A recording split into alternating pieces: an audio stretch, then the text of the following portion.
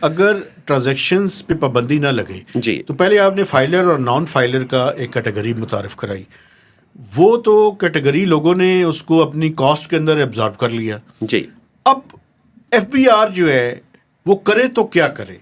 Documentation جو ہے وہ ہم پچھلے سیگمنٹ میں کہہ چکے ہیں, وہ تو اس ملک کے اندر 2 قدم آگے 4 قدم پیچھے والا معاملہ ہے. تو بات آگے کیسے جائے؟ وہ مہتاب صاحب آپ ایک چیز ذہن میں رکھیں کہ جو مارکیٹ ہوتی ہے نا وہ مختلف میئرز کے طریقے نکال لیتی ہے. گاڑیاں اوپن ٹرانسفر لیٹر پہ چل نہیں سکتی, چل سکتی ہیں نا جی. ابھی بھی تو اسی طرح پاور آف اٹارنی پہ پلاٹ بھی سیل ہو جاتے ہیں. تو آپ وہ جو آپ کا لیجٹمیٹ ریونیو آ سکتا تھا نا, مثلا گاڑی ایک میں نے آپ کو بیچی ہے, میں نے ایک دفعہ رجسٹر کروائی تھی, اس پہ ٹیکس دیا تھا, آپ دوبارہ رجسٹر کروائیں گے تو آپ پھر ٹیکس دیں گے. ٹھیک ہے نا جی.